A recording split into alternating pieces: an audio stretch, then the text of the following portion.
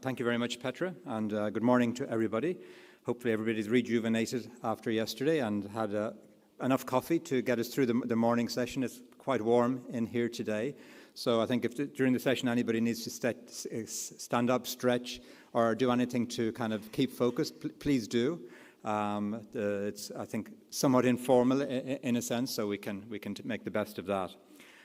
As Petra said, this session is just and equitable transition in relation to land. So to some extent, it's a continuation of what we were talking about yesterday. We talked about food systems, which are obviously highly related to land, but now we're going to broaden that picture out a little bit more. So yesterday we did talk about methane and N2O emissions related to food production, both from the land itself and the animals on it. Today we'll look more at the wider issues, land cover itself, and in particular land use and the related issues around that. So certainly we'll be talking about the competing activities for land use. Yesterday we heard about, I guess, the limitations to nature-based solutions in terms of carbon capture. Then as part of that discussion, BECCS were mentioned as obviously one of the CDR techniques, but again, that can conflict with other land uses. So I think this will be certainly an area we'll be looking at. Climate change itself is impacting land and life systems in big ways. And my own kind of remote sensing background started looking at vegetation fires, which 30 years ago seemed a relatively kind of limited phenomenon, but now obviously we see it's kind of growing in intensity. So again, that's affecting the carbon budget there. Another thing which again was hinted at yesterday, but we'll investigate here, is the need to consider climate change and biodiversity together, and how kind of the challenges there, but also the opportunities. And then we'll also revisit to some extent the food part and where food and resilience sits in the whole land use debate. And there'll also be some discussions on enabling systems and the financial parts in relation to using land in mitigation. So I'm delighted to have three presenters or people who will discuss this with us, and they're all in the room here today. So I think that's an added bonus that we don't have an online participant today. So you'll be familiar with some of these people from yesterday. So we have Sean Chu, who's an environmental scientist with the Food and Agriculture Organization. He's based in the Rome office at the moment. And among the things he's doing is looking at projects related to methane in Vietnam, but he'll speak more broadly about some of the programs within FAO on just transition. Today we have Giacomo Grassi. Hi, Giacomo. Nice to see you.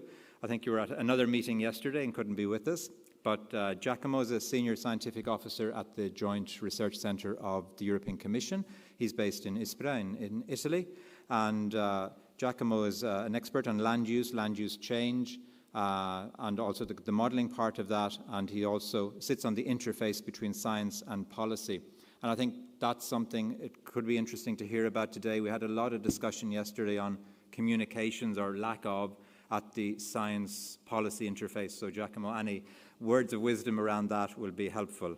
And our third speaker in the session is Maria Jose Sanz, whom we heard from yesterday.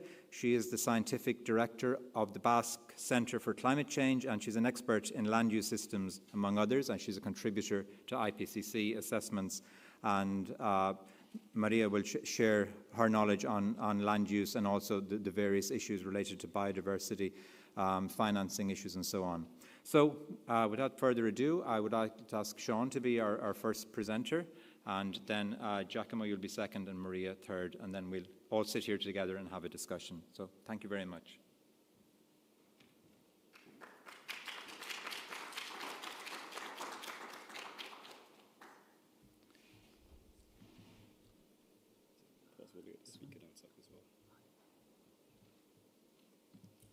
Say that again about speaker? The speaker notes will come up too. Hopefully. Let me just double check. Yeah. Into there, but... Yeah. Okay. All right. Good morning, everyone. So today I'm not going to talk too much on science and modeling. I'll leave that to Maria and Giacomo, but I'll talk more about some of the policy implications on trying to support a just transition framework for COP31 coming up. Food security is high up on the global agenda, and part of that has been the request from the UNFCCC for submissions towards a Just Transition Work Program as well. So I'll touch on a little bit about some of the work we're doing around that. So, as we established yesterday, agri-food systems are an essential part of mitigation. They consider about 32% of our global emissions, and they can deliver a significant mitigation needed below the 1.5 to deliver the 1.5 degree limit that we're all working towards. And it's not a marginal sector, and it's roughly a third of the problem and a third of the solution.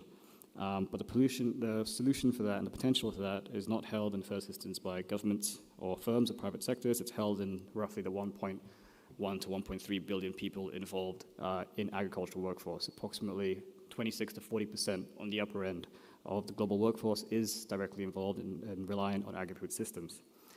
And the mitigation envelope from agri-food is conditional, and it's conditional on the rights of the people who hold and how the land is governed, whether or not the solutions we develop reach them. So in that regard, FAO's framework and our submission to UNFCCC is around 3 operational priorities for the Just Transition. We submitted these in April this year to the Just Transition Work Program, and we also submitted one to the Work Program on Climate Finance as well. And the first being the right to food as an explicit measure of a just transition, with food considered as a costed, monitored outcome under a do-no-harm principle. And the second being inclusive, resilient agri-food systems transformation.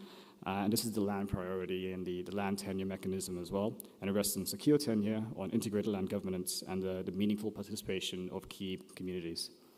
And the third being scalable and equitable finance that we touched on a little bit yesterday as well.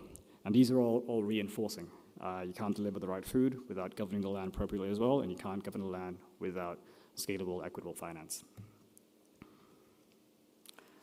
So on the first condition, on the food security as an explicit measure of the just transition, on the scale first, in 2024, 295 million people were in a state of acute food insecurity across 53 countries. Nearly 2 million living in a state of catastrophe, more than double of the previous year. And in 2025, we saw 2 confirmed famines in Gaza and Sudan, which is unprecedented in recent record as well. And climate impacts are now a dominant driver of this, in addition to the conflicts that we've seen, which exacerbate and compound impacts. And food security, I think we're starting to realize, is not a co-benefit of climate action. It's a measure of whether climate action in agri-food systems is actually working. And so for that reason, the right to adequate food must be established as a core goal, an explicit measure of just transition within agri-food systems. And this includes incorporating it more explicitly within NDC 3.0's national adaptation plans, your long-term low-emission development strategies, as an explicit costed goal within it as well. And to govern it as well, it's important to have it based on a do-no-harm principle to prevent maladaptation. And that rules out specifically climate action that consolidates land, displaces food producers, and that locks smallholders out of important value chains, or that restricts access to productive resources. When mitigation does that, it leads into maladaptation, and all it does is deepens the insecurity that it's actually meant to relieve. On the note of tenure and how it supports inclusive and resilient systems transformation, tenure leads to, and it answers who has the right to decide, decision-making and ownership. It's a secure, collective, and the customary right attached to it. And we've seen the benefits here, particularly in Latin America, in titled indigenous and tribal territories. Deforestation is roughly half to 2/3 than on comparable untitled land. And that difference avoids an estimated 42 to 60 megatons of CO2 per year. And it makes recognizing collective and customary tenure one of the most cost-effective mitigation measures that we have. And leaving it unrecognized is one of the most predictable causes for reversal of mitigation. And one of the enabling conditions of that is the need for integrated land governance, which answers how land is used and how it's allocated across competing demands, across forestry, fisheries, and land and water, and the participatory-led local landscape planning that's required behind it. So the two work only together, so without secure rights, plannings get imposed on people who can't defend their stake, and as a result, you get green grabbing. Without integrated planning, even secure rights are overwhelmed by competing claims, and green grabbing basically refers to the misappropriation of land in the name of climate change conservatism without considering the impacts on livelihoods and negative climate outcomes as well.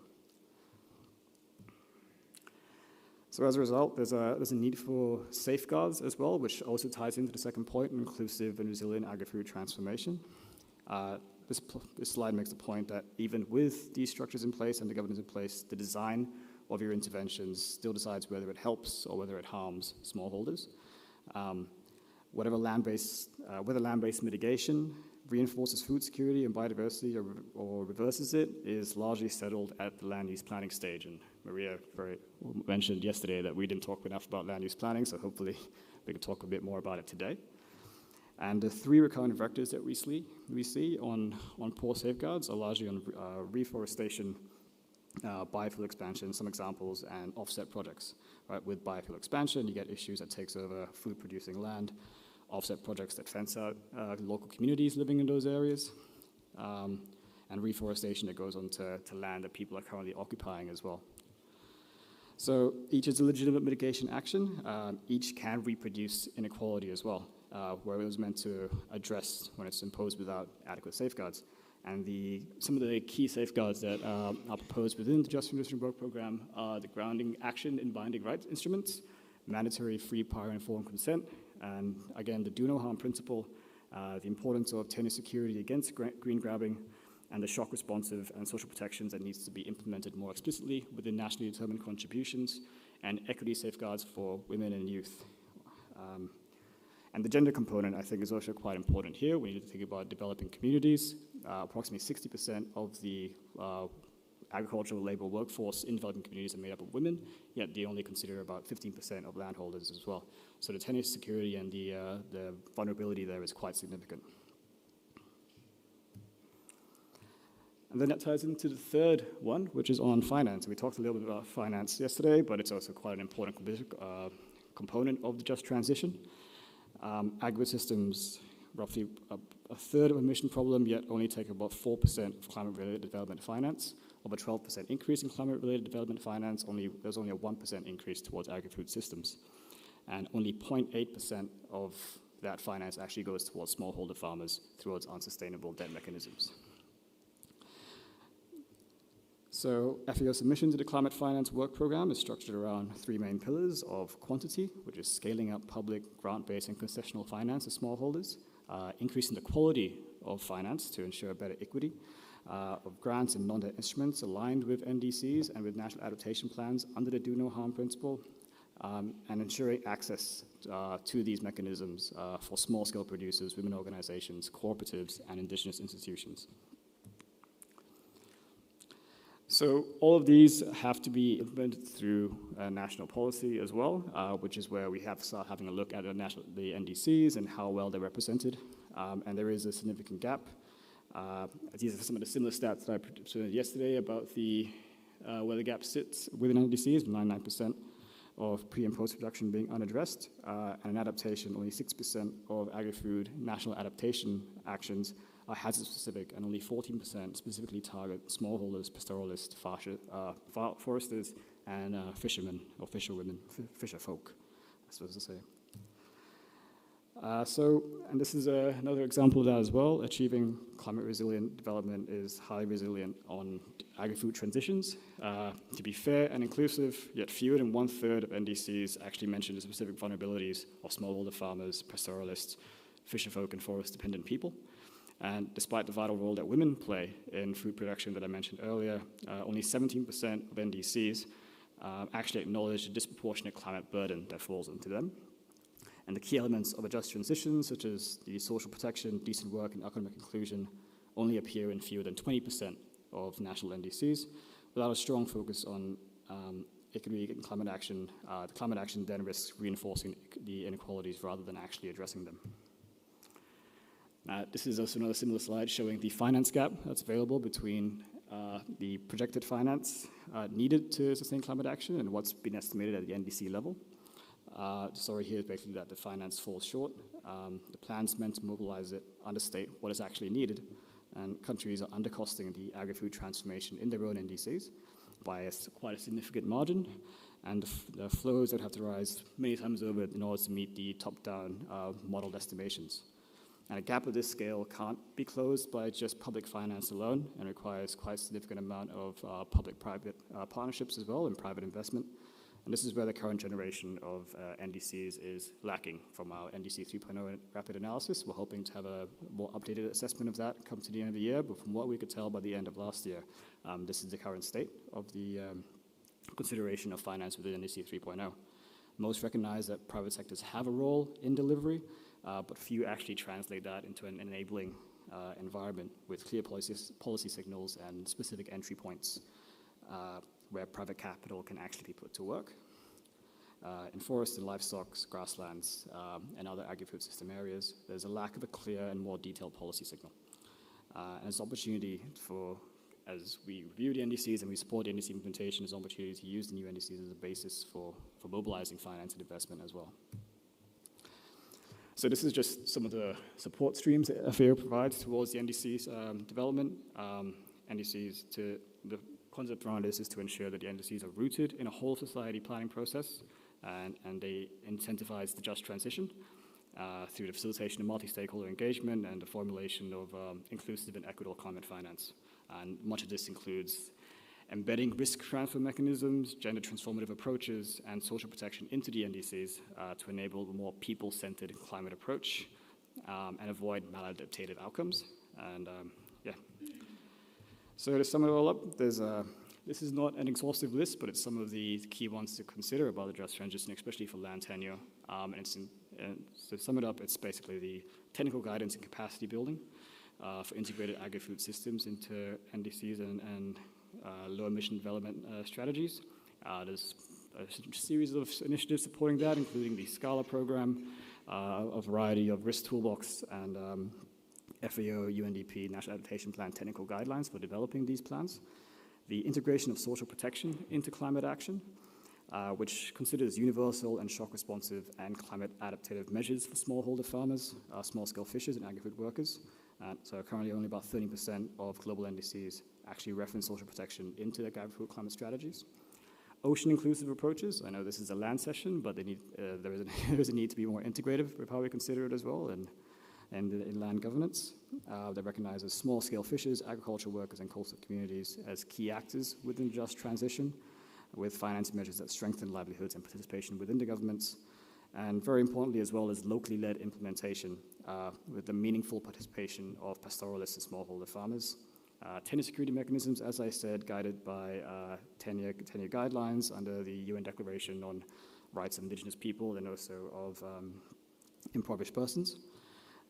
Under the free and prior informed consent, and then as well the development of monitoring performance frameworks tracking whether the just transition frameworks are actually reaching smallholder farmers, women's, indigenous peoples, and whether tenure security is improving and the climate actions in agri-food systems actually deliver food security outcomes. Thank you. That's it, Daniel.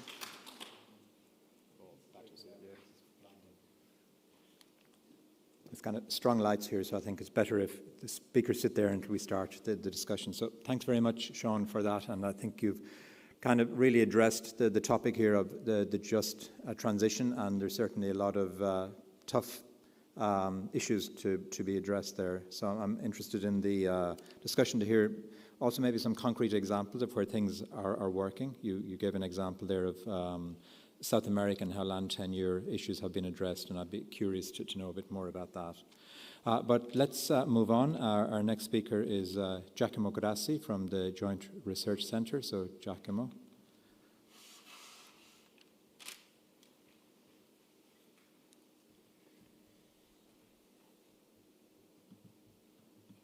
This one, great. Yes.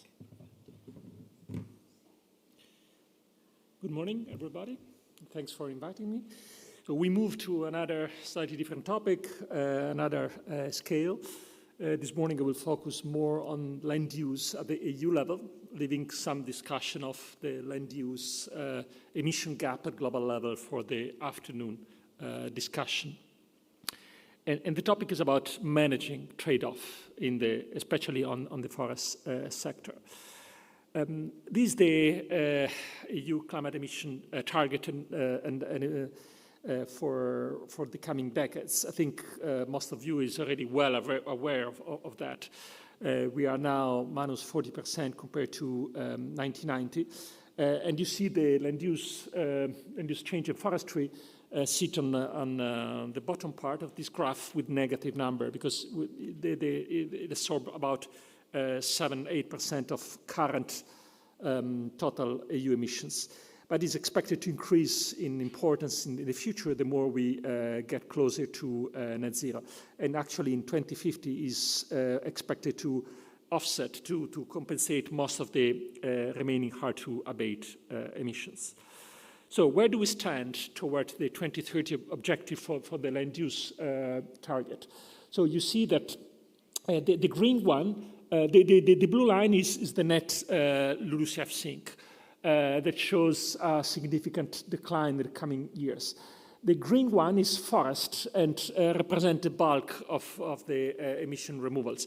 On the positive side, therefore, we have emission. We have cropland, grassland settlements are emission which are slightly declining.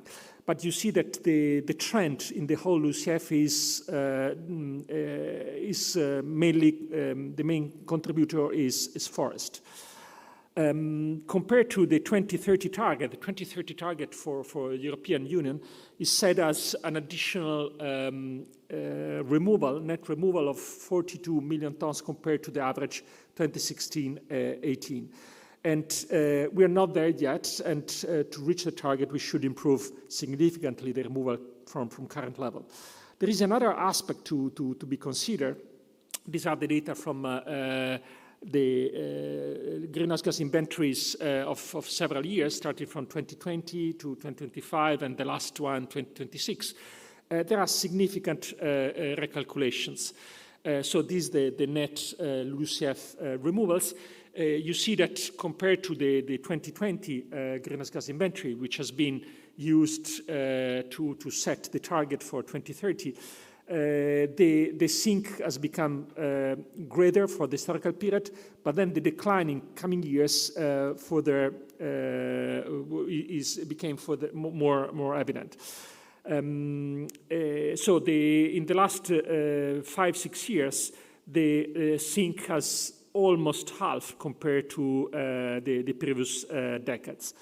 And as you see, the 2030 target seems quite far from the current level of emissions. Not impossible, but surely not easy to reach.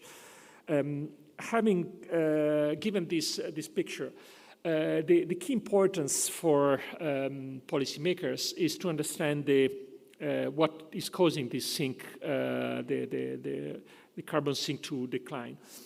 Here, this picture is a picture of a paper in Nature we published with colleagues a few months ago. And essentially, we distinguished two kind of type of driver that explain the decline of the sink. One is the long-lasting, which is essentially climate extreme, natural disturbance, tree mortality, which in several regions led to a reduction of growth and an increase in mortality. That was then taken up by so-called salvage logging. Salvage logging is when you have dead trees and you harvest them to recover part of the wood and process part of the wood. But then there was also a genuine increase in harvest demand that led to an increase of fellings of trees removed. And these are the controllable part. So we can distinguish two components. One is long-lasting, which is climate change, which is largely beyond our control. And that is controllable, that is how we manage our forest. This graph shows how natural disturbance and that are increasing because of climate change are developing in Europe.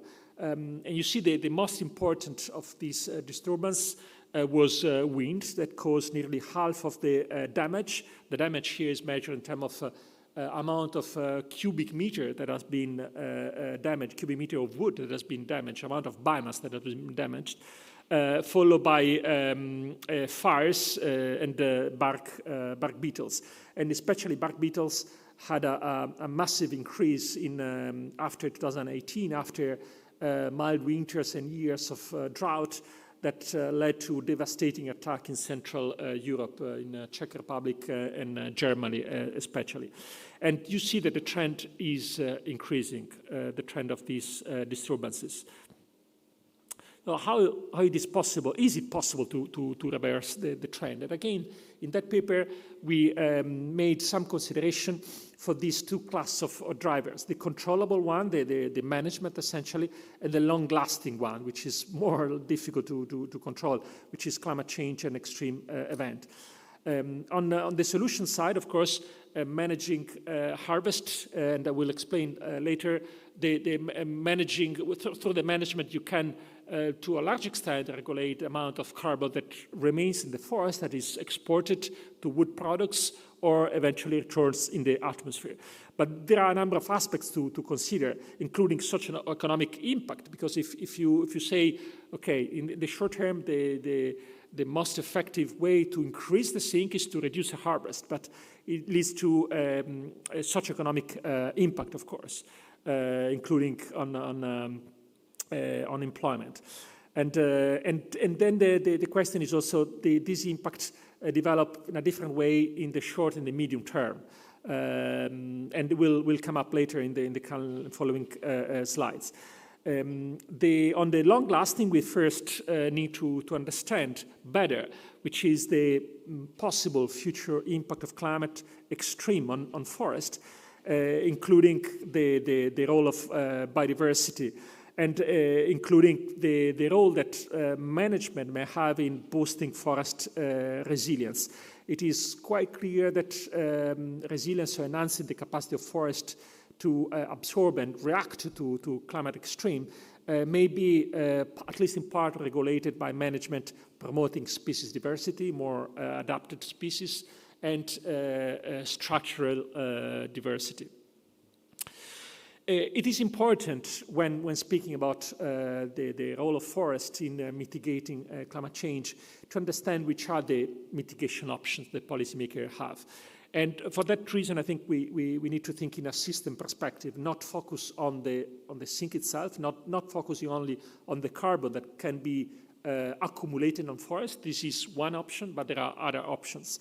Essentially, the mitigation option we can distinguish two categories. One is increase in carbon stock in the forest or in harvested products, the so-called HWP. And then there is another category, which is substitution effect of using this wood, because this wood may be used to replace other more energy-intensive materials, cement, steel, for example, or can be used for energy. So this is the conceptual option that we have. And we have to acknowledge there are some synergy, but there are also a lot of trade-off, each with the temporal dynamics. And the component of the net forest carbon sink, which is the main option of the previous slide, it's important to understand some of the basic functioning on how the sink, which are the components lead to the sink. So essentially, we should start on the left on the gross annual increment. So the amount of photosynthesis essentially.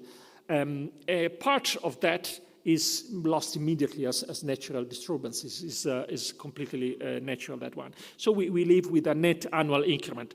Then a large part of that is harvested, so fellings with harvest removals, logging, and residues. And what we left after this subtraction is essentially the net change that remains in the forest, is the net sink.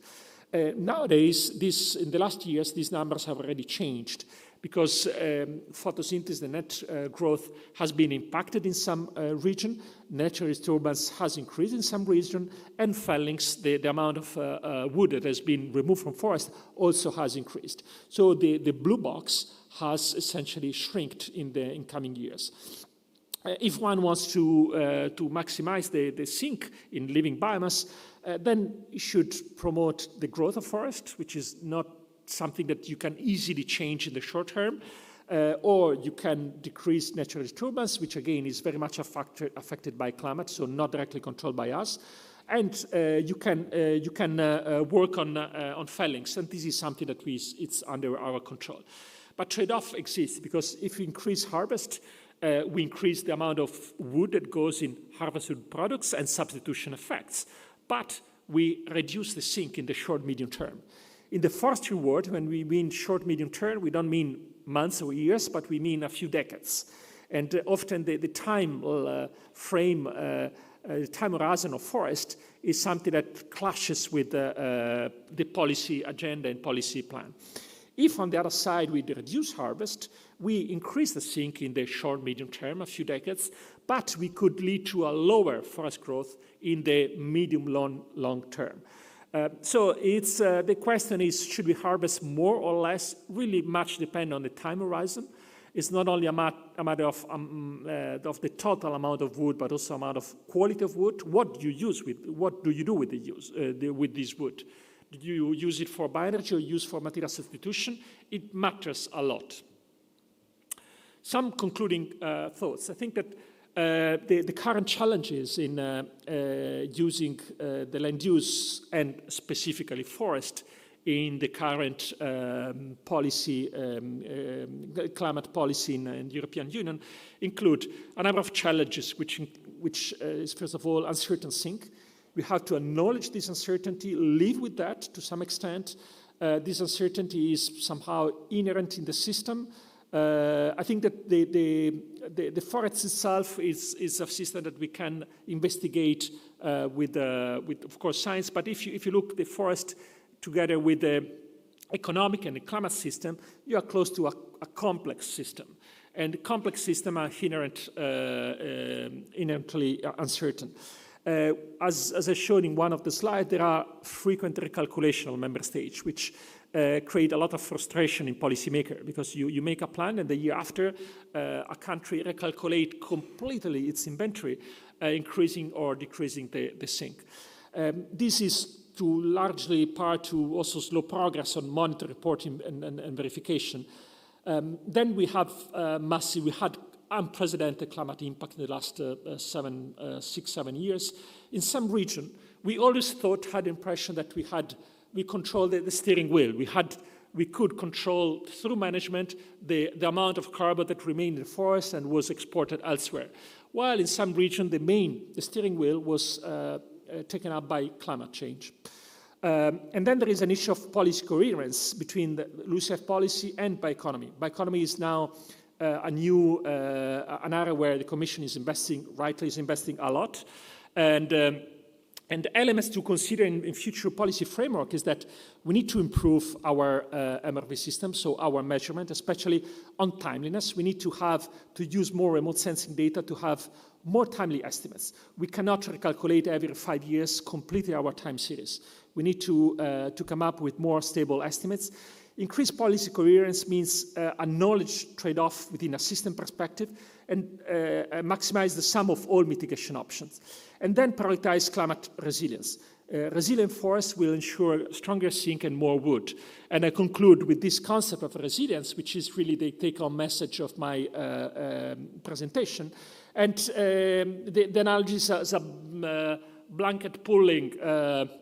So on the one side, we have some policy that incentivize more sink, like LULUCF, other policy that, among other things, incentivize also more use of wood, which is bioeconomy. And forests are in the middle and are like a shrinking tablecloth, and the climate change is shrinking that. So investing in resilience, I think that managing trade-off between LULUCF and policy means, in my view, prioritizing resilience, because a maladapted forest will disappoint both LULUCF policy and bioeconomy. And resilience may mean locally even harvesting more, so could provide input to the bioeconomy, but if you want to preserve the current sink, then we need to identify areas that are less vulnerable to climate change, where the carbon stock could be prioritized. So recommendation from member states, they could identify areas that are more vulnerable to climate change, where forest resilience should be prioritized, to be compensated with other areas that are less vulnerable, where carbon stock could be prioritized. Thank you.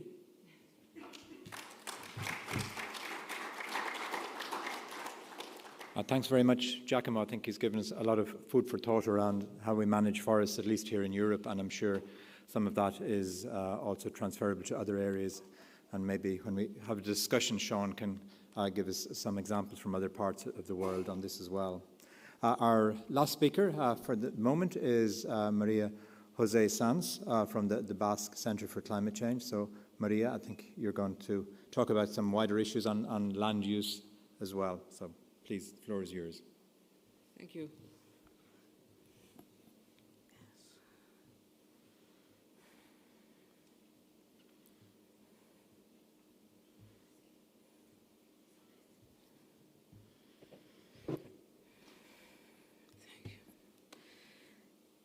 Yeah, I mean, after these brilliant talks, it's difficult to say anything else more.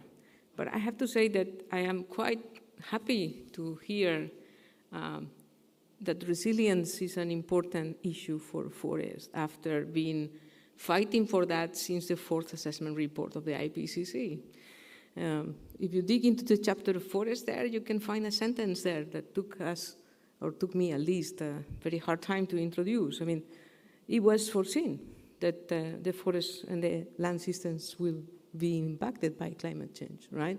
So I think in that regard, I believe that the breakthrough of silos that we have now on science is helping a lot.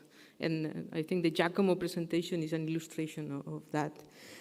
So to add a bit of more food for thought, I distributed my presentation in 3 parts. One is things related to what Giacomo said in terms of impacts, that we need resilience and the mitigation pathways. So yes, I mean, understanding drivers, this is repeated on purpose because we have physical drivers and we have indirect structural drivers that sometimes we forget about.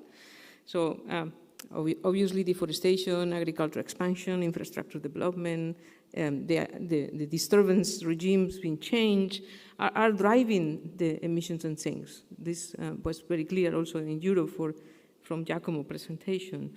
But we have indirect structural drivers that sometimes we forget because they are very difficult to address, like global trade, for example, right? So yesterday, our colleague from the DG Energy was saying that Europe failed in terms of the energy policy to look around Europe in terms of what the policies of Europe were going to influence drivers like trade or like how we relate with economies that are not within Europe. And I think in the land systems is similar, no? Look, the reaction that we had to the deforestation policy in Europe from countries that we were working, tirelessly to, decrease deforestation. So obviously the pathways must be diverse. There's no one solution fits all. I think this sentence, I've been hearing this sentence maybe in the last year 3 million times. Yes, that's true. No one pathway fits all.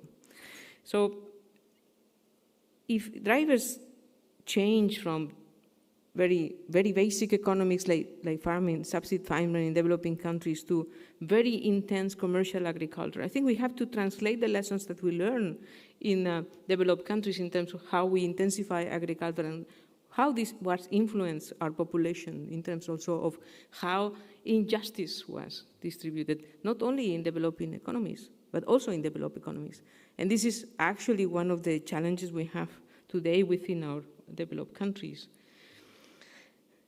They are vulnerable, of course, they are vulnerable, right? And we are playing between 2 sides, no? One is, of course, increasing the sinks will have saturation effect, because one of the things that have been increasing sinks in the past, recent past, has been the CO2 increase, and this will saturate because our biological systems have a saturation point. But also the regime of impacts is increasing, and this is also increasing the emissions, right? So we have a vital carbon sink in land systems, but obviously this is weakened now by the impacts. But also we have to take into account that when we have an instantaneous release of carbon, the sequestration takes much longer, and the reactions are very, very slow. So for example, when Giacomo said, do we still have time to meet our targets for 2030? 2030 is there, it's 4 years. I mean, who pretends to believe that we can change management systems in Europe to increase the zinc in 4 years, right? Let's be clear on that, right? So, in essence, we also will have a very, very large challenge beyond 2030 because we know that some of the impacts are really, really increasing. And for a point in Europe, the fires last summer, right? Where in my own country, I will show. This is what Giacomo explained, but I will show later a slide on that. So yes, Giacomo showed that the things are decreasing in Europe. All inventories are showing that, right? He also identified the drivers, which is quite a good exercise to do.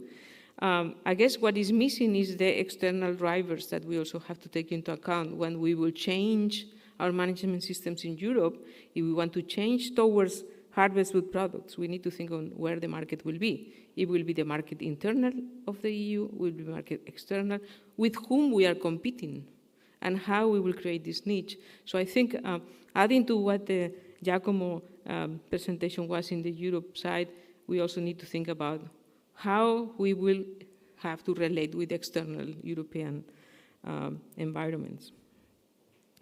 I could not resist to show that because it affected my country quite a lot. So this is the fires in 2025, right? In 2025, we had 400,000 hectares burned in Spain. If we look the target that we have in the 2030 for LULUCF, obviously, we already said at the beginning that we won't be able to accomplish that, but now we can say that we won't, for sure, right? But if you look the map in Europe, you see that there is also an impact on fires across Europe, which is increasing, which means that we were able to foresee that we will have not able to accomplish, but maybe some countries that thought they will, they may not, right? So one of the interesting points is trade, that we don't go too deep into it often, and it's very important because when we will change our systems in order to make them more resilient, in order to do what Giacomo was explaining at the very end of his presentation, we also need to think about how, let's say, in this case, is the land footprint, but how our products are embedded into the global economy, and what are the trade-offs and what are the challenges that we will face.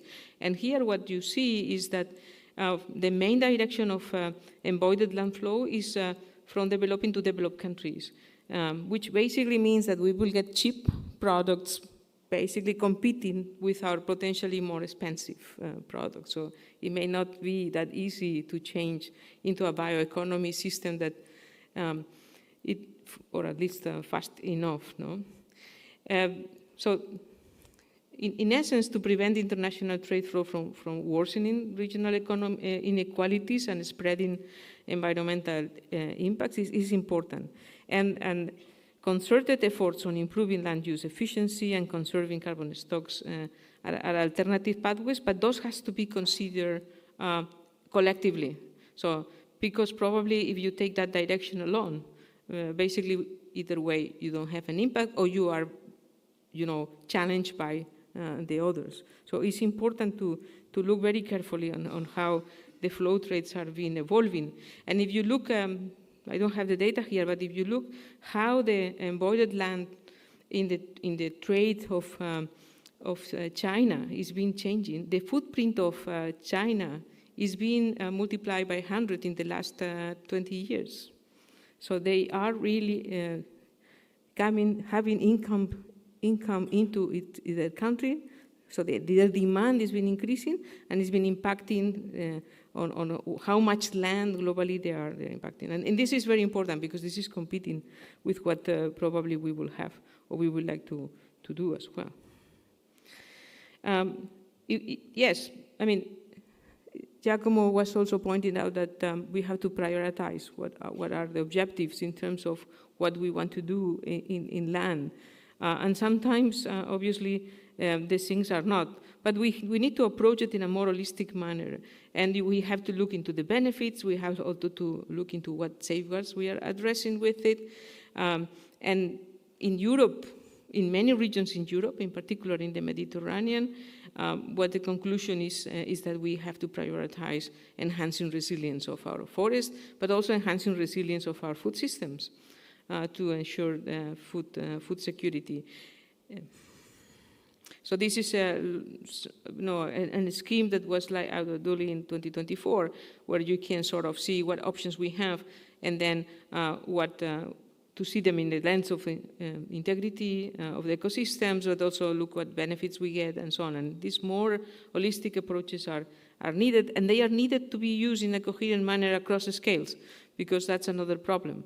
We can think very nicely in a small scale, but then we need to promote this upscale. If we do that from the top down, usually doesn't fit the purpose in many areas in the local. So, it's a collective effort to go back and forth all the time.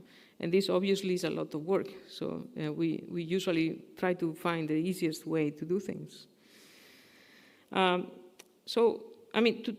take home on that part, mitigation cannot be pursued in isolation. I think this is true for land, and this is true for many other things at the moment. And the climate responses must integrate both. And also we have to take into account that restoration and degradation reversals is also critical because the impacts are actually exacerbating the land degradation. And of course, we have to ensure that food security is there. This is context specific, so the impacts, co-benefits, trade-offs, and land-based mitigation are very variable depending on the local conditions that are physical, socioeconomic, and cultural. Not only soils matter. Let's put it like that. So we have been talking a lot in the last years about natural-based solutions as a magic things. But when we implement with appropriate safeguards, they can offer some potential for mitigation and adaptation. But in natural-based solutions, you remember we had a big debate globally of what the definition was, because some people was defining from the resilience perspective, some people was defining from the mitigation pure perspective, and the UMEA Assembly has to intervene to put together one single definition of natural-based solutions. It took 4 years to do that, right? So, that also is important to make sure that we harmonize what we mean by, right? And we don't have time to take 4 years to do that, like it happened with natural-based solutions. Another very key element is the governance and the policy. We have been talking, we always want to influence policy. Science also always want to influence policy. I think I have two main points here, and I will elaborate other things after, but first, we need a multi-level orchestration, meaning we need effective action that requires alignment across subsectors and governance levels, right, to increase the synergies. Easy to say, difficult to do, right? We need, on the other side, institutional capacity. We need to overcome the barriers that require this strong governance, environmental governance, this robust accountability and transparent MRV of mitigation. It is interesting to see that one of the challenges that we have on the institutional capacity was obviously the capacity of the public servants themselves, although sometimes they have more capacity than we believe, but they don't have the enabling environment to exercise this capacity. And the second point is that the environmental data is not being a core data for making decisions at country levels, right? On the country accounts, environmental data is very, very, very purely reflected. So one good news is that some countries are starting to really have a very deep reflection, for example, led by central banks and national statistic institutions to see how to best incorporate environmental data. Because there is a lot of environmental data, there is new data, like for example, remote sensing, that is not being internalized by countries on these databases that are fundamental for making very, very hard decisions. So this is, in essence, a very interesting, good moment for that, no? And the concept of capital, natural capital accounting is emerging as a possible space for that, and methodologies are being launched by the UN in 2022, and the countries are starting to sort of assimilate. The private sector is also starting to assimilate that, but we will elaborate that on another talk. So moving beyond standardized approaches. So standardized top-down governance often fails, and policies must account for high context dependency and local sociocultural biophysical factors to prevent governance conflicts, right? But we cannot go from one extreme to another, because if we move from very top-down prescriptive policies to very local bottom-up policies, we may have similar problems. So what we need is to find the middle ground. We need to find how to go back and forth between the two levels of governance. And this has to be reflected later on into the European policies and into the multilateral governance. So obviously we need frameworks for assessing the policy instruments. This is one example from BATS 2025. This is an evolution, an assessment that we did for the global governance of AFOLU, and this is what I want to focus on. This is a framework that we are trying to develop in order that countries will adopt a very systematic approach to self-evaluate policies, right? So to finalize, I don't have much time. On finance. Finance is the final point, right? Finance, I have 2 points for finance. I won't elaborate more than that, right? First, public budget alignment. The AFOLU climate investment levels are very low. They remain below between 2018 and 2022. And what the research is also highlighting is that we need to shift, we need to go from simple green budget tagging towards a fully integrated climate impacts into budget preparations and executions of countries. This is a very important, powerful message. But it's also private sector. We are always wanting to hook on private sector, right? Private sector will need to transition from cheap offsetting to a contribution approach, right? Where companies fund social goals and not just compensation of their emissions. And that also requires that companies will have to look first where they are and then where they are not. Because where they are is where they create the conflict and where they create the problems. And they have powerful tools now. Redirecting the corporate social responsibility or engaging into natural capital accounting. So those are the only 2 messages I want to drop for the finance. Thank you very much.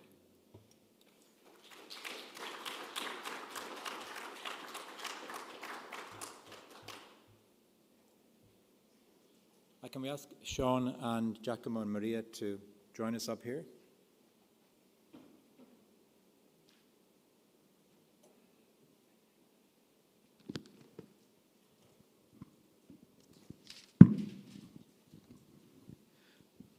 So I think we covered a wide range of topics and a wide range of kind of spatial areas, I think, in the talks here, kind of going from the more kind of global issues down to the European and specifically kind of thematic areas of forest. So just trying to pull maybe together a few common themes. I'm going to kind of start off with a comment that Maria, you made, was that mitigation cannot be pursued in isolation. And I think that's a nice place to start, because it might help us to kind of pull together some of the other cross-cutting issues which you mentioned, whether it's related to adaptation, but also perhaps issues around biodiversity and maybe where that fits, because I heard mention of, you know, the need of land for food and so on, but I didn't hear much about kind of where biodiversity might fit in there, and we know we have a kind of a parallel biodiversity crisis. So perhaps, Marie, if you could start and maybe build out a little bit that comment that mitigation cannot be pursued in isolation, and how you see it linking into other areas. Well, obviously, I think this is logic, right? I mean, it cannot, because mitigation is just one activity that has one objective within a land system that has multiple objectives. So what we have to do is actually use mitigation in the context of what are the other services that the ecosystems will give us. And the concept of ecosystem services is well anchored now into most of the society, so they understand that. So when we approach mitigation, we have to sort of have a very clear understanding of what ecosystem services are given in this particular context. And then see what are the priorities for actually maintaining most of the services that the ecosystems are given. So the carbon is one service. But maybe in this particular context, there are other services which are more key than mitigation. And mitigation the carbon becomes a secondary co-benefit. So you can and in essence, if you maximize biodiversity, for example, because there is a high risk of losing biodiversity in this context, in essence, what you do is that you reinforce that your mitigation option will be more successful, probably. So I think we have to think in this way, more holistically. No? I am ecophysiologist by training. So in essence, we cannot think on one single objective in isolation, particularly because we are, and Giacomo was very clear about that too, we are working with systems, right? And Giacomo, again, I suppose you talk very much about, it seemed to me at least, kind of managed forest systems. Kind of what's the role of kind of natural forest that's left there, let's say, for both carbon capture and biodiversity? For example, I've been involved in the Life Terra project, which is a big project funded under the LIFE program, which is essentially looking at reforesting Europe to some extent, but not as a managed forest system. So how do you see that? Did that kind of fit into what you were talking about? Because I got the sense it was more managed forest. So again, maybe on that, linking mitigation to other aspects. Can you comment on that? Well, I think managing does not necessarily mean harvesting intensively. It means probably, in a broad sense, planning.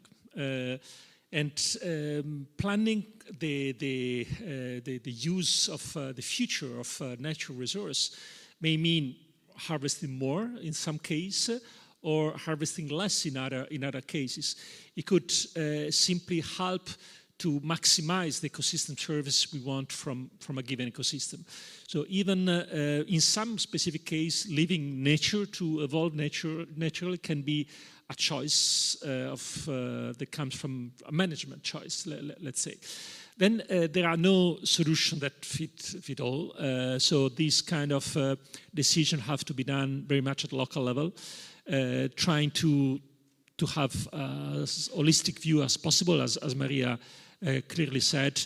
No one single objective can be seen in isolation. Everything is so much interconnected that an excessive focus on mitigation will fail unavoidably, because maladapted forest will absorb less carbon. So everything has to be seen in connection with the other objectives. And the local level, the expertise at local level to see the specific, not only ecological, but also socio-economical conditions are essential. So that's why the important thing is to plan at the local level, which are the various objectives, and plan in a way that we maximize the sum, not only each specific objective. Then there is now a lot of focus on the concept of restoration. We have a natural restoration law, which is fully, legitimate. And the important thing is not to give the impression that restoration means freezing, because in a changing environment, if we want to put under the glass bell an ecosystem or forest, you are going to fail. So as long as restoration means restoring the function, ecosystem service is fine. From a communication point of view, I like more the word resilience, because from a strictly communication point of view, restoration, let me think of something, I want to preserve the past, while resilience, I want to be prepared to a changing environment. Also, communication matters in this discourse. Thank you, Giacomo. And I think you mentioned a nice point there I'd like to explore first with Sean, and it was local contexts are important, and that came out certainly in your presentations. So Sean, one thing you mentioned kind of in passing was about land tenure and some positive examples and advances, especially in South America. Could you maybe tell us a little bit more about those so we kind of get a practical feeling for what that means in practice? Yeah. I think in terms of land tenure as being part of a focal point of just transition, it's becoming a bit of a very recent political discourse, but it's actually been in practice for quite a while. The Latin America example is a very good example, up to 60 million megatons of CO2 per year. I have some numbers here, but 320 to 380 million hectares of indigenous forests protected as well. But even before that, there's been a lot of success cases in Senegal underneath when they've incorporated voluntary guidelines for land tenure as well. They implemented 7 years of tenure reform in the Senegal River Basin, protecting 310 land titles, and that was a major contributor towards their 2017 National Land Reform Draft as well.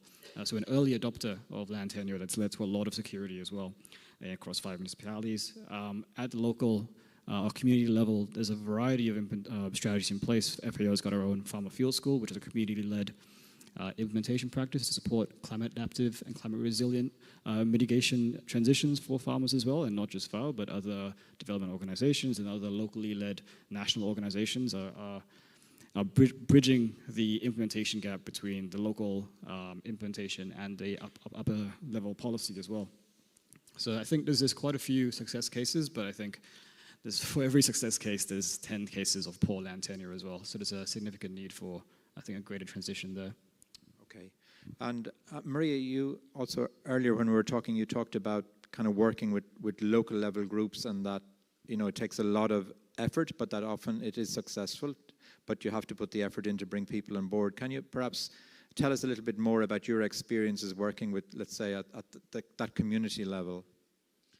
Well, I mean, my experience is to work at regional level with some areas within the regions, and I think the first word I would like to highlight here is trust.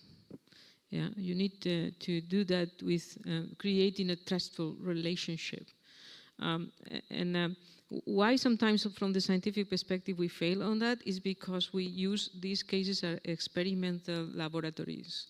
And I think we have to change the mindset on that. In essence, we are part of the co-production of the solutions there, and the trust is very important. So you have to trust them, and they have to trust you. And there is an evolution on how we do these things. For example, there is the science of the participatory processes. Now we are being adding a word there, which is participatory process and care, right? Because if you want to be successful, first you have to respect their points of view, and you have to build a trustful relationship that allows you to reach consensus where there are losers and winners, but everyone loses and wins something, right? So this is our experience. And there, the land space, you have to define which is the land space you want to deal with, and then you have to take all actors on board. And usually when we deal with land systems, we approach farmers, we approach foresters, but we don't approach mayors of towns in the context of this area, which they are having the policies on the local side, and we don't approach industry, and we don't think that industry will impact there. But then we get a large company trying to deploy a large solar park, and then you have a conflict, right? So if you don't bring all actors from the beginning and create this trust, it's impossible to discuss these conflicts and resolve them. And at the very end, you maximize what is the land objectives that you want to have. And you have to detract what the industry objectives that are acceptable are. And then what is left, how you manage. And then you have to sort of debate in between the foresters and the farmers, right? And then you have the water, right, which is a very important issue in many, many contexts. And sometimes the water dominates the discussion. So in essence, what we found is that you have to find what is the catalyzer in the discussion that will allow you to get as many people as possible engaged into the discussion and create these sort of groups of trustful relations. And sometimes it's the water, sometimes it's the energy, sometimes it's the agriculture, sometimes it's health, right? But if you try to approach in a simple, top-down, standardized, doesn't work. And then you need to translate that up, right? That's another difficulty, right? I think, Yeah. sorry, just one more point there. Yep, Is in when you talk about like land management, integrated land management, when you look at the models in place and policies in place, a lot of them behave like land is infinite. And they all assume reallocation without considering the available land as well, and which is a significant issue for tenure as well. So where do you balance the allocation? I think is also a significant consideration as well. Yeah, with Maria, I think I agree a lot. Like that stakeholder engagement part takes a huge amount of energy and time. And I think I've been involved in various projects where we do stakeholder engagement. But I think one of the shortcomings there is you've been funded for 3 years or whatever, and you're trying to build up trust through that. But then when your project ends and you don't have funding to continue, it can stop. Whereas, to do it properly, it needs to be a really long-term commitment, because trust is something that's slow to build, but you can lose it so quickly. So I think these sort of project things can often, undermine us as well who are trying to do this. I can tell you what we are trying to do for solving that. In our institute, we have strategies for 4 years. So what we did was the cases where we have been working at least for several years within a project that we believe they have, good prospects, we embed it into our strategy. So that allows us to bridge with core funding in between projects that we are putting into this particular case. And also we are leveraging private funding now, because some of the companies that are present in this area are becoming interested. So they are able to help us to actually make this flow of finance more continuous for a long term. Yeah. Any questions from the audience? I'm trying to see anybody got a question. Yeah, there's one here I have 2 questions. There's one here in the middle. Does somebody have 3 questions, a microphone? So we'll take the one here in the middle first, then over here, the man with the red shirt, and Miles, number 3. And please introduce yourself. Yes, good morning. I'm Bart Raymond from Belspool, and I'm the IPCC focal point, but also the IBES focal point for Belgium. And my question is related to this. So land management, it's very obvious from your presentations. There is a lot of interlinkages with biodiversity, but not only biodiversity, also, of course, with food security, climate as well, of course, but also human health and water management. And that is also very clear from a recent report from IBES. It's the Nexus report that really looked into the linkages between biodiversity and all the other aspects. And what was clear from this report is that if we focus on one approach, for example, a food-first approach or a climate-first approach, we have a lot of risks that we have trade-offs for the other aspects, for the other elements, like on biodiversity, for example. So they came up with some concrete actions, but what was also very clear that we fail often to put these concrete actions that are more as a nexus approach, that we fail because of our government systems. They are still very much siloed. And so it's very important to break the silence. So my question is, if the panelists have some concrete examples or on efforts or existing examples, how we can break these silos. Thank you. Okay, who would like to take that question? Maria, maybe start? Well, this is easier at the local level. For example, it's easier with municipalities. It's easier to put municipalities together because they are close physically.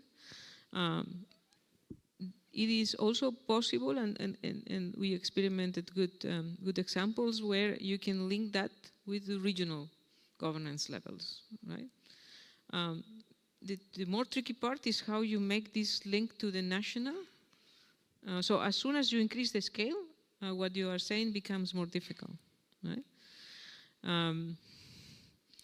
I would say that what we will have to reflect, because also the moderator said something very important, is not only a problem of the governments, it's also a problem of how we finance science.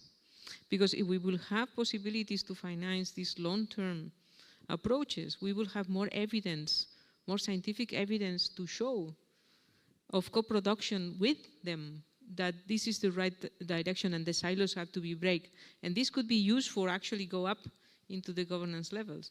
But we don't have these opportunities either. So we sometimes have hand tied. And we end up with a project where we have something that's very, very interesting, but we cannot continue, right? So I think we have to think in terms of how we inform policy. It has to be reframed as well. How we produce the knowledge to inform policy has to be reframed also. And then obviously the silos have to be broke. I think also the creation of this advisory, scientific advisors to policy is important. How do you do that in a way that helps to break the silos across ministers, for example? Giacomo, do you have any comment on this one, or Sean? I think Maria summed it up. Thank you. We had a second question over here. Alberto?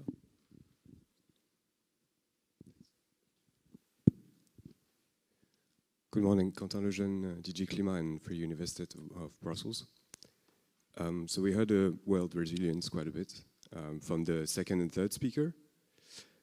The European Commission is preparing an integrated framework on climate resilience and risk management to be released at the end of the year. And so it's supposed to address the growing impacts of climate change more from an adaptation angle, but also to have a more ambitious and coherent approach across governance levels, at least at the EU and national levels. And since we talked also about multi-governance levels as an issue to address, the land topics that we've been discussing, I was wondering if you had recommendations for the Commission to take into account in the preparation of this framework. Thanks.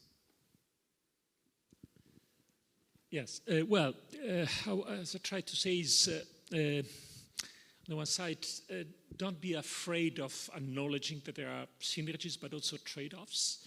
Understand that from policymaker, the tendency is always to show positiveness, and trade-off are not always may scare. But acknowledging the trade-off is the first step to then managing them, and acknowledge that on the land system, being a complex system that we don't have the full control on, some uncertainties are unavoidable. So constructing a narrative that acknowledge trade-off, limitation, risks, and hints possible way to manage that without creating excessive expectation that we could rely on too much on the sink. We know that the sink is an essential ally, will be essential for reaching the climate target, but don't over-rely on that too much for the mitigation target, because it's uncertain, it's at risk of being the victim also of climate change. And what we have seen in the past, something predicted by climate scientists, as Maria said, but one thing is reading a paper that says climate change will increase the impact. Then we felt in the real world in the last 6-7 years in an unpleasant manner. So we should learn this lesson. So consider the forest, the land use as an invaluable friend, ally, but a fragile and vulnerable one. And acknowledging trade-off, because we can't have more of everything. This means ensuring policy coherence across the spectrum of policies. You're referring to the latest 2 years conversations on resilience that the Commission is been promoting, right? The resilience dialogues, right?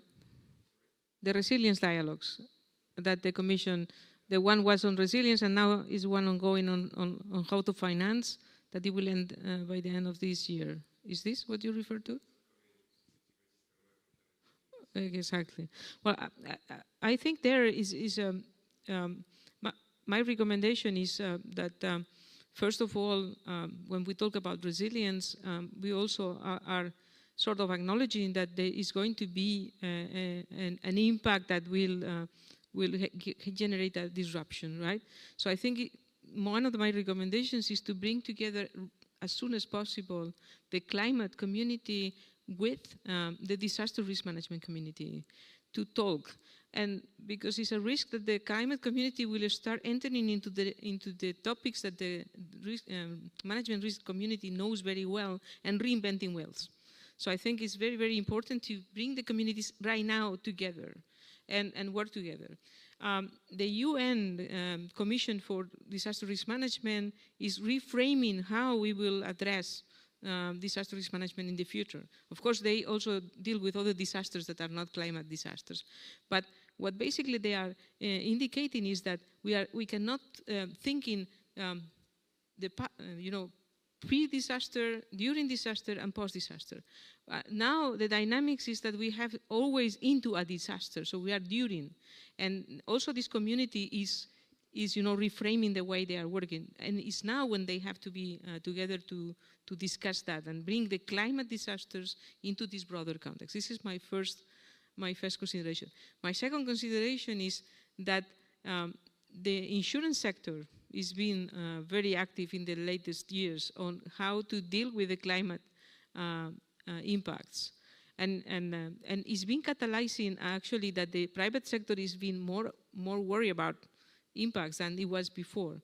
So I think bringing the private sector into this discussion and making them to realize that they are vulnerable and that if they are going to invest in transformations, they have to take resilience on board is extremely important. And that applies for all sectors, for all private companies in all sectors, including farming, because we are seeing that there are now companies that are spreading this intensive farming in areas with high vulnerability, for example. So I think it's critical that the disaster risk management community, the climate community, also will inform the private sector that they are vulnerable and they will suffer from that, and they have to think on resiliency as well when they do this planning. So those will be my recommendations in this context. Thank you very much for that. We're kind of getting near the end of the session, but I just want to take the last question from Miles, and I'll ask you to kind of give brief responses to what this question.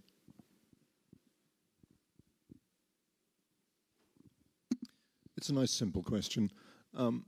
So cumulative emissions to date from the European Union have created a commitment, a physical commitment of natural carbon uptake of 450 million tons of CO2 per year, just because of just to take care of the impact of Europe's historical emissions, never mind ongoing emissions.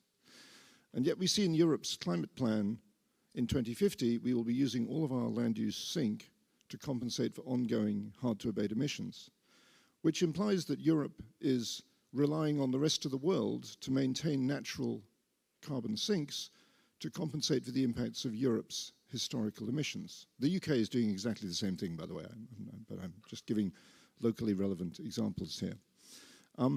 As I say, it's a pretty simple situation, but if all countries were to do this, then achieving balance won't stop global warming.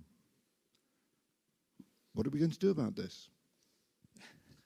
Maybe a simple question, but I don't know if there's a simple answer. Giacomo, do you want to comment on this? We may have some discussion also this afternoon about that. But of course, what you said, it's perfectly correct. I think that... sorry. Yes, you're perfectly correct, of course. We know the issue. We'll touch upon this afternoon again. What I can say that, for example, this is, I remember quite clearly that the European Scientific Advisory Board report that was released a couple of years ago as an input for the 2040 target took that into account. So somehow they started from a global budget, then they took into account, well, let's translate that into the inventory language, and this the carbon budget for the period 23 to 2040 was reduced because of that. Doesn't answer the issue of net zero, as you said. If we reach net zero globally using the national inventory definitions, this would not, as you said, not be enough to stabilize warming. And there are two possible options that either country accept to go negative, or country accept to go geological net zero, which is an issue that you know it very well, but we could have maybe this afternoon further conversation. Okay, I think we'll leave it at that. It's time for a coffee break. So I'd like you to thank our 3 speakers and participants in this session. I think it was a very rich session, so please show your appreciation.